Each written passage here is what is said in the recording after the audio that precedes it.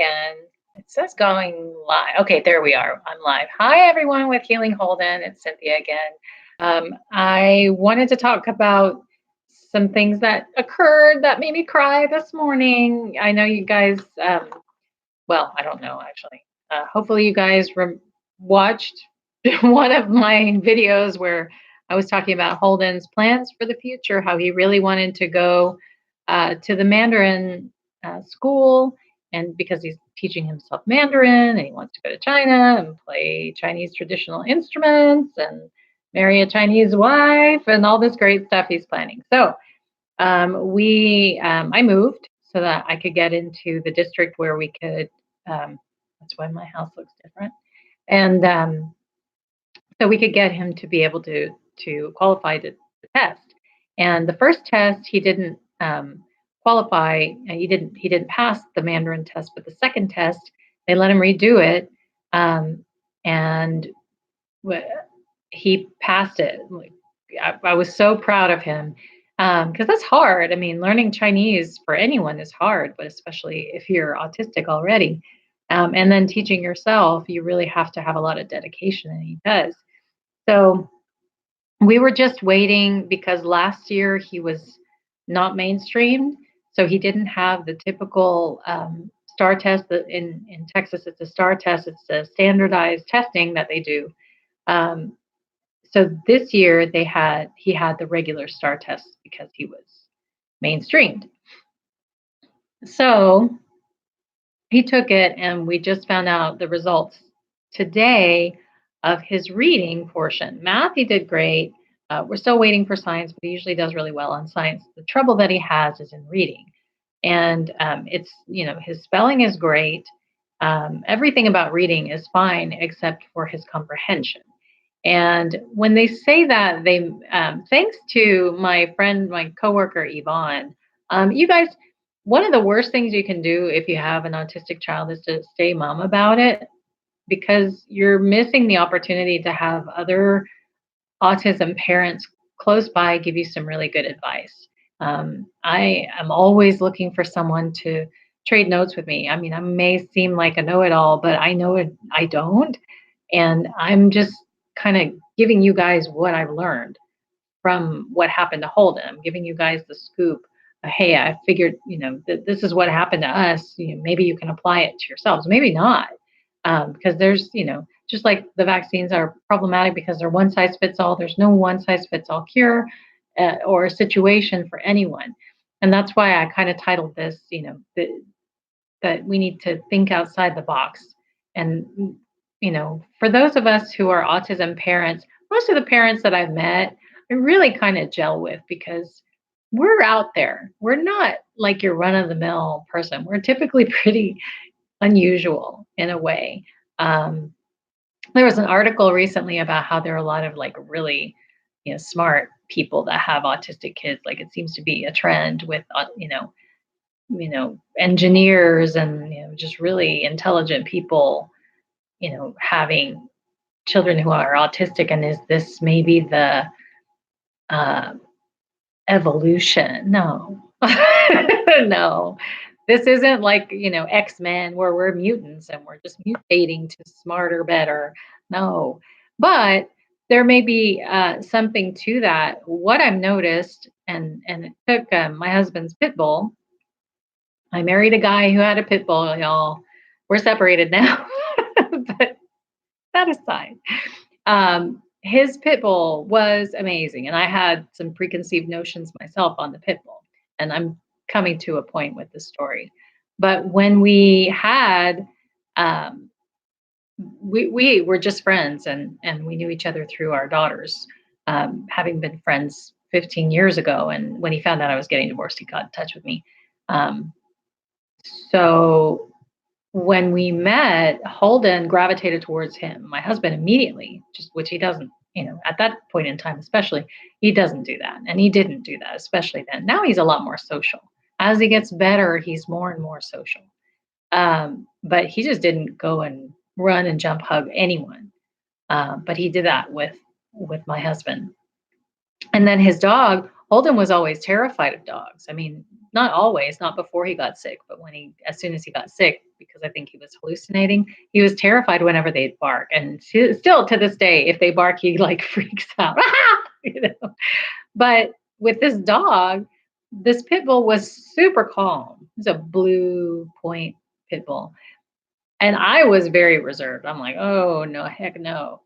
Um, but I saw the way he reacted, and somehow Holden also reacted to a Dobro Argentina the same way. This huge bull of a dog who they're very calm.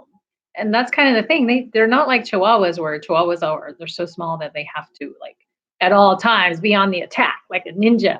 you know, these dogs, they know they can take your face off, so they're not going to bother. They're not going to worry about they're pretty chill. However, what I noticed was that when they get their vaccines, I think that's what's making them go nuts and bite people's faces off because they're typically kind of one thing to know about them and something that I researched when it was time to give our dog a vaccine. I was like, don't do it. And my husband was like, well, I have to. It's the law. You have to, especially a pit bull, like they'll take your dog away, fine you, whatever. And I did a little research on pit bulls, and pit bulls actually have a very sensitive immune system. Their intestines and their overall immune systems are highly sensitive. So I kind of wonder if that's not more the case, that you've just got a really, really hypersensitive system. So maybe that makes you a little bit more susceptible to the things that are around you. And I also noticed that if your system is very sensitive, you have situations, which I think schizophrenia is very similar to autism, where you've got yeast issues, in some cases gluten issues, like that friend's son, the boy who went to my son's day camp during the summer. Um, and then you've got stories like John Nash, who, if you've ever seen the movie A Beautiful Mind, he won the Nobel Prize for mathematics, but he also was schizophrenic. He kind of became schizophrenic, and I think you have like a fine line between things like I have a feeling that Van Gogh, with all the beauty and creativity that he um, had that because maybe he had some kind of something poisoning his system and kind of skewing his mind in a way that brought out the creative, but also brought out the insanity. So you always hear about crazy and genius kind of go together, and I think that maybe that's what's happening is that your brain's having to rewire around so much damage that you end up thinking in ways that other people don't. So I think that's what's happening here, and I think that's what's going on with like pit bulls is that they're really not that bad a dog, if not for the fact that we're vaccinating them and making them crazy. And then they turn bad. They're so strong that when they do go crazy, it's not like a regular dog. You're gonna die. You get out of their way. So, and I'll tell you why. My husband did end up vaccinating him, and I said, okay, if you're gonna do it, because he's just like, there's no way I can. And he believed me about Holden, but he didn't see a way around it. And because he hadn't experienced this for himself, I think he still had some reservations on, why would they give this to dogs? Just like, many parents do about, well, why would they give it to children if it wasn't safe? So he vaccinated the dog, and I ended up telling him, like, at least go to a homeopathic vet because a homeopathic vet will have some kind of detoxing agent. Personally, I don't think that's enough. I think they shouldn't be vaccinated at all. If you have a rabid dog, treat them with something that treats rabies. Don't just start pumping them full of rabies. You're going to give them crazy. And all these dogs have tumors these days, all of that stuff. So anyway, long story short, he vaccinates the dogs. We start detoxing him with this homeopathic agent. Guess what it is? Probiotics. Um, and I didn't know that beforehand. So, and I don't know why they call that homeopathic. Maybe there was some homeopathy. I didn't see any homeopathy, words and the ingredients. I just saw probiotics.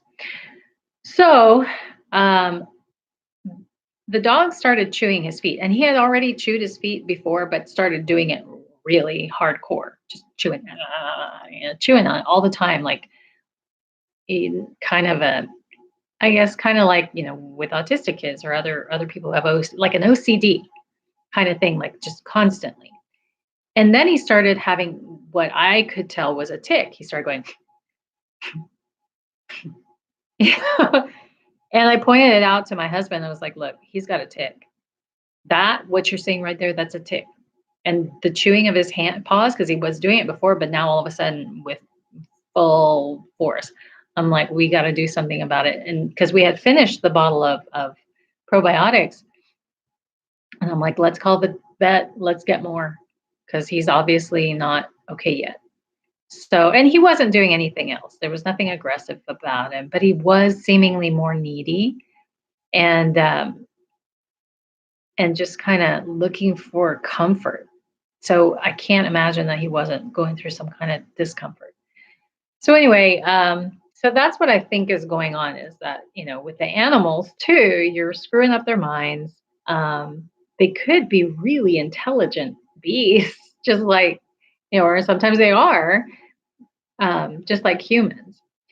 So anyway, back to school. Holden didn't make the reading portion of the STAR test. And my friend Yvonne at work, who is just probably the loveliest human being. I'm trying to recall a lovelier human being I've met. There are a few, like in elementary school, and who have remained friends for the rest of my life. But I mean, there is just so much light coming out of this woman. It's amazing. And she's brilliant. So anyway, she and I were talking. She's very honed in on the school part of it. So I was kind of talking to her about Holden and the Chinese school and, the IEP, um, and the R that we were about to have. And she's like, and I was telling her how Holden was having trouble with comprehension. And she's like, well, wait, is it fictional comprehension or is it nonfiction comprehension? I'm like, you know what? I actually think he does pretty well with nonfiction now that I think of it. At least what I've seen him read.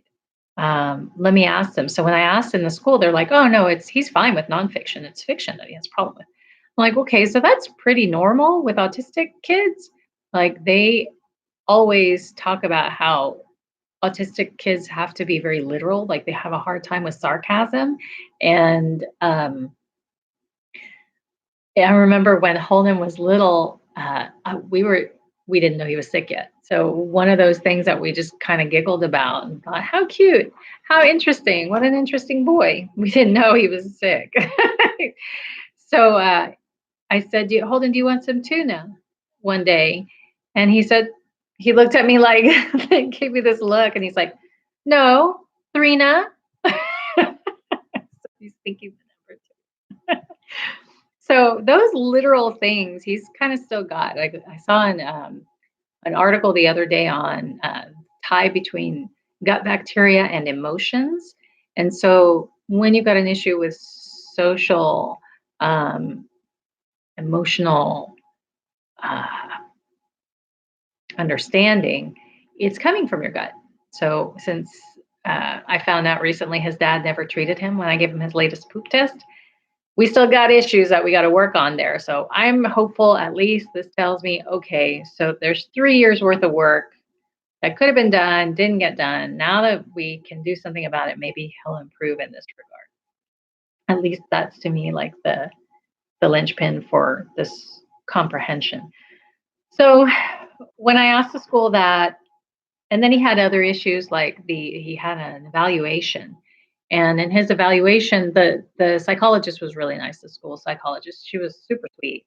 And I got to give a shout out to the people that are working with these kids, because a lot of times you get kind of mad at some of the bureaucracy behind it, but some of them can be real stellar people and they really care. And I got a few of those, that I didn't realize how cool they could be, but I think the more we worked together, the more I saw how much they really did. They were trying.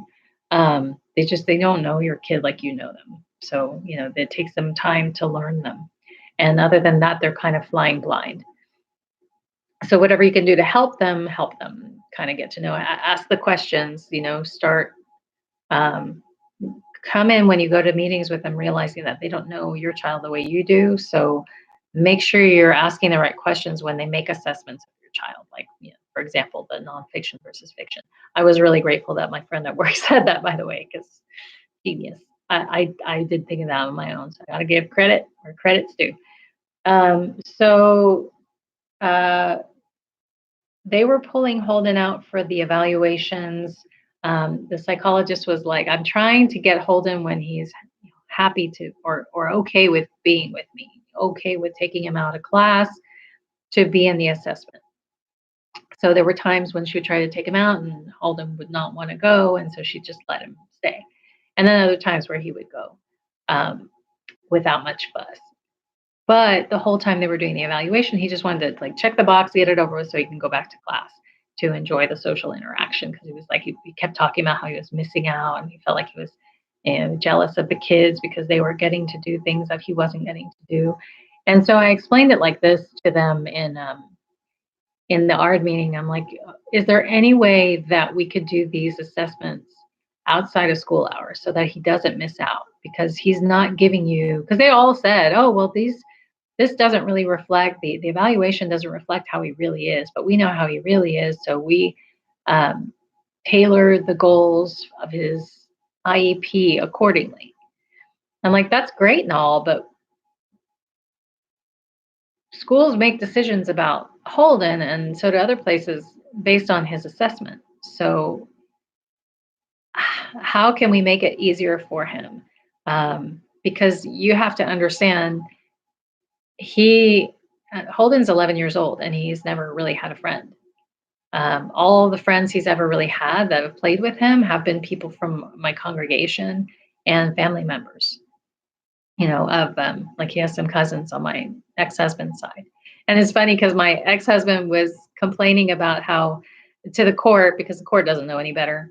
He was saying that being a Jehovah's Witness was curtailing his ability to socialize and be friends because Jehovah's Witnesses don't typically make friends with other people outside of the religion. And that's not true. The crux of the matter with that, I mean, if you've heard that before, that's not true because I do have friends outside of my religion. My family, my entire family, is not of that religion or my religion.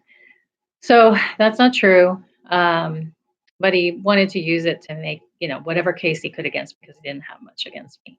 But actually, the opposite was true because I had a congregation with a bunch of people who knew us. And because the whole point was to be loving towards each other, even though I had one person not do that, um, the vast majority of people were wanting to help, inviting us places, um, even though a lot of times we couldn't go. But the times that he did have friends, they came from our congregation. So just to check that off. But by and large, he didn't really have, like a best friend or somebody who'd come over. He had a couple of sleepovers, and they were with people from our congregation. And then he had his cousins. So where I was going with this, sorry, was I I had to explain to them he is starving for socialization. The last 2 years he was in special ed where those kids barely talked. A lot of them were nonverbal autistic kids, and then the ones that did, not as well as him. Like he was the best one. So he goes into mainstream this year, and his world just blew up, socially speaking. And suddenly, in his mind, he's got friends everywhere, and he's really trying to be friends with them, but he does a lot of things that make them kind of be like, "Oh, you weirdo." Some kids are super sweet and helpful, and some are not. I kind of had to go shame some children the other not too long ago because they weren't being cool with him. But and try and help them understand that you got to have a little compassion here. I know he's being weird and I know he's being annoying, but if you had a family member with Alzheimer's or something like that, you would want people to be kind to them and be a little bit more tolerant. So please consider that when you're dealing with him. Um, but I needed our team to know that he's so hungry for human interaction and socialization that that's the reason he can't focus on your test because he needs that. He's been starving for that for years, 10 years. That's a long time to be without real socialization aside from your parents. I mean, even his sister, when he was at his sickest before she left home, she couldn't really interact with him much either because he wasn't well enough for that. So he needs that. He craves it. And they were really cool about it. Once I said that to them, it's like this look of comprehension came upon their faces and they were like, "Oh." And the psychologist after the meeting said, "If I had realized that, I stay after school all the time and he would have been welcome to take the assessment." So, um, this particular school district does not do summer testing, but now that I've moved and it looks like my ex is going to move, so maybe he can attend a different junior high that he's going to. I think maybe this district might be more willing to. I don't know, praying and hoping, um, so that we can get some more accurate evaluations done for him. But there's a little bit more. Some of the testing that they do, Yvonne, my lovely friend. Sorry, I just had dinner. Scoozy. Anyway, I shouldn't say report on myself like that. She had a really great idea. I didn't realize, I mean, I've done some research on ARDS and stuff, but I focus more on the biological stuff. And she's very focused on the schooling. So she was telling me that you can ask for other tests that are more accurate. And she gave me in this email that she sent me, which was an email she had sent to her school's psychologist that was doing the evaluation. She sent me a link to something she had looked up on PubMed. My girl. Anyway, so this is the kind of thing that I want to read it to you so that you can maybe have an idea of what you can ask for and the things that you might be able to pass along to these IEP, and well, I guess ARD meetings, all these different meetings that you're going to have with the school's crew. So she says, I really appreciate your help in preparing a copy of the report for us to review prior to the IEP this Thursday. So they don't have to, it's not the law that they have to prepare the IEP, which is the goals that they're going to set for your child. And then you have to have the meeting to discuss it. And then you sign off on whether you agree to it or not. It's always nice to be able to look at stuff before you meet. That's really kind of what you want to be able to do so that you can kind of prepare for it and you're not just called on. But they don't have to give it to you. So she was thanking them for doing it. If you can ask for it, or if you want to ask for it, see if they will. They might. She says, when we meet for the IEP this Thursday, I'd like to request that Raven's progressive matrices or other nonverbal tests of cognitive/intellectual ability be administered and used for a rating of Ian's cognitive and there I go. I'm sick again. Cognitive/intellectual ability. I have concerns about the language-based Wechsler test and would like to request a nonverbal cognitive/intellectual assessment, such as Raven's progressive matrices or the TONI, TONI, all caps, administered.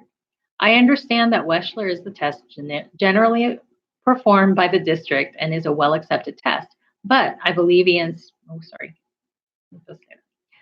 her son, speech development, history, delays in visual motor integration, auditory processing, and social delays disproportionately affected important parts of the Wechsler evaluation, such as the verbal comprehension section, processing sections, and coding tests, which heavily relied upon speech, visual motor integration, and auditory processing. My girl's a genius. From reading various studies on the NIH site, that's where, PubMed, I understand that the Raven's progressive matrices or other nonverbal tests, such as the TONI, are not weighted in these areas and may be better tests of cognitive/intellectual ability for children with the types of delays your son demonstrates. In the level and nature of autistic intelligence, this article I was telling you about, and other publications on the NIH's PubMed site, several studies suggest that the Wechsler test may underestimate intelligence in children with these types of delays. I understand this can't be done before the IEP this Thursday, but I would like to request one be administered. So you can have another test done, even though they've done the art, everything's kind of done. You can ask for another one. I'm also glad that the Wechsler test was administered because it identifies areas where Ian needs school support. But I think the scoring is not reflective of Ian's true intellectual ability. She good, I gotta say. Anyway, so that's an example of what you can do. Also, you know what? There's no telling, especially when you're just first on this journey. I talked to after I cried. I talked to another coworker whose son had the lead poisoning and the arachnoid cyst, and he was down today too. And he was telling me sometimes I just, I don't know what I'm going to do about their son's future. And so I suggested a few things, first a date night, because, I mean, I ended up getting divorced, but like 80% of parents do. And if you don't try to, put a lifesaver on your marriage, it's going to implode because it's just too much stress and you need no relief valve and you're going to end up attacking each other if you don't. The other thing is borrow some courage is something that I heard. I don't remember from where, but this person was talking about borrowing courage from like, I don't know, comic book heroes or movies, or in my case, I love seeing documentaries about things like Ray Charles or Temple Grandin. That movie is the first movie that I watched when we found out Holden was autistic. I was like, okay, I need some hope here because this is a lot to take. And I know my friend was saying, I think he was saying something like, that. I remember sitting and I was like, yeah, I know. I remember sitting in the car one day just praying to God. I was about to go to the store and I was just I was taking a little break to go to the grocery store and pick something up, but I had to get away because it was just too much chaos. So I was doing that just to take a reprieve for a moment. And in the car before I left, I had my hands on the wheel. I'll never forget it. I'm like, no, you said, I'm talking to God.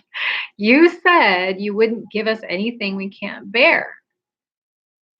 And I was, crying and everything. And I was like, okay, all right, if you're going to let this happen, because there's a scripture that says, what the devil meant for your bad, God will use for your good. So I just thought, okay, let's see how you make these lemons into lemon meringue pie. My God, well, let's do this. So there's a lot of things that I'll use just to kind of pump myself up, and I kind of had to do it again today. And one of them is talking to people. Talk to a coworker about it, and he was kind of throwing out, "Well, can you get a tutor?" And I'm like, "Oh, he doesn't really work well with tutors." But I just realized it's never the end of the road. Whenever you hit an obstacle, it's just another place where you can get into that out of the box thinking mode. And that's what you'll have to do with autism, because it's not going to be, once you do have a brain injury, you're not going to think like everyone else. Nowadays you will, because everybody's getting this, but you're going to have some special talents. And then you're going to have some places where you're a round peg in a square hole and you just can't fit, or vice versa, or how it goes. But I've been like that all my life, so I kind of understand, and I kind of know, there's a lot more out there that you can do. You don't have to do this scripted, first you are born, then you go to school, and then you go to college, and then you don't have to do that. There's a lot more options out there, and you just got to get creative and keep pushing and keep searching and keep finding and keep sharing. So that being said, like, share, and have a wonderful day. I love you all. End stream. And one more time.